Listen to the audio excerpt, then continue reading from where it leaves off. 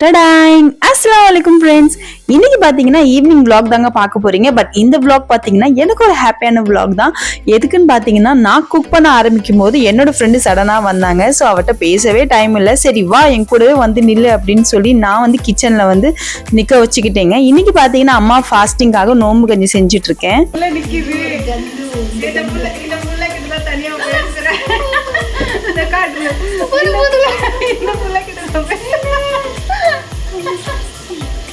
இப்போ அடுத்த மாசம் பாத்தீங்கன்னா ரம்ஜான் ஆரம்பிக்க போகுதுங்க. ஸோ இது ரஜப் மாசத்துக்கான நோன்புகள்லாம் எங்க அம்மா எடுப்பாங்க.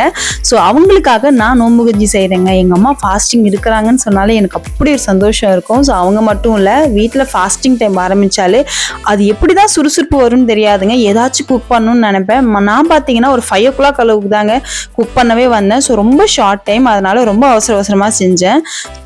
நம்ம குக்கரில் எண்ணெய் சேர்த்துட்டு ஒரு பட்டை லவங்கம் மிளகாய் சேர்த்துட்டு அதுக்கப்புறம் பார்த்தீங்கன்னா வெங்காயம் சேர்த்து ஃப்ரை பண்ணிக்கணும். ஸோ அதில் வந்து இஞ்சி பூண்டு விழுது சேர்த்துட்டு நல்லா மிக்ஸ் பண்ணிக்கிட்டு தக்காளி, கொத்தமல்லி, புதினா, பச்சை மிளகா எல்லாத்தையும் சேர்த்துட்டு மிக்ஸ் பண்ணிக்கிட்டேங்க.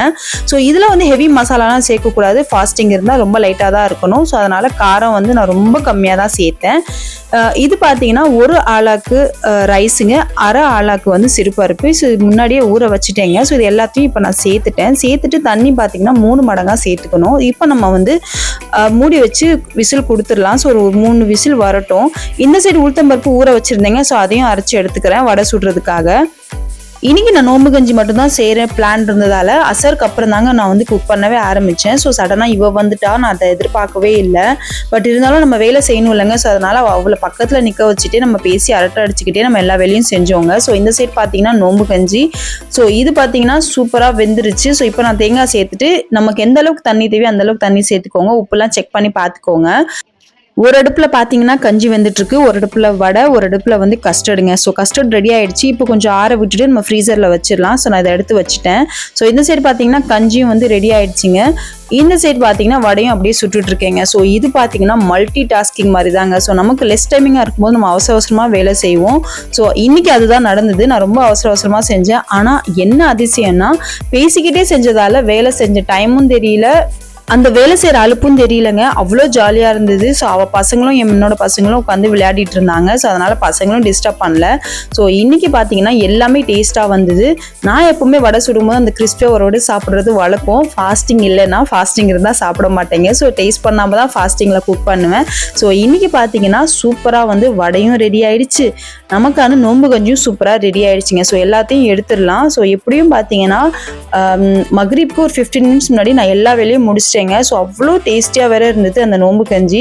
இது நான் சொல்லலைங்க, இது அவளே சொன்னா. ஸோ ரொம்ப எம்மியா இருந்தது அந்த நோம்பு கஞ்சி. ஸோ நான் பார்த்தீங்கன்னா சர்வ் பண்றதுக்காக எடுத்து வச்சுக்கிட்டேங்க. ஸோ ஃபர்ஸ்ட் அம்மாவுக்கு நோம்பு திறக்க ஃபர்ஸ்ட் எல்லாமே நான் எடுத்து கொடுத்துட்டேன். ஸோ அதுக்கப்புறம் பார்த்தீங்கன்னா நானும் என்னோட ஃப்ரெண்டும் உட்காந்து சாப்பிட்றதுக்காக வந்து நான் எடுத்துட்டு இருந்தேங்க.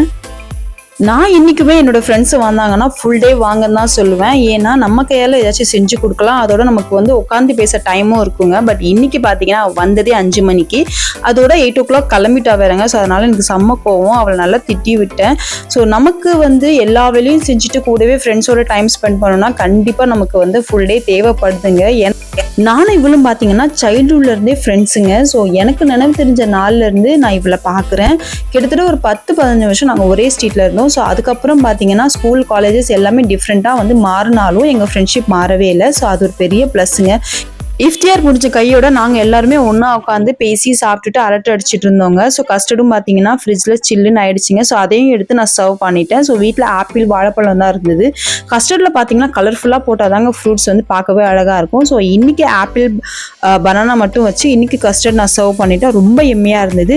ஸோ இன்றைக்கி டே பார்த்தீங்கன்னா ரொம்ப ரொம்ப ரொம்ப ரொம்ப ஹாப்பியாகவே எனக்கு போச்சு. ஸோ அதே மாதிரி தான் என்னோடய ஃப்ரெண்டுக்கும் போயிருக்கோன்னு நான் நம்புகிறேன். அவ்வளோதாங்க. ஸோ இந்த vlog இதோட முடிச்சுக்கிறேன். இதே மாதிரி சூப்பரான vlogல மீட் பண்றேன். பாய்.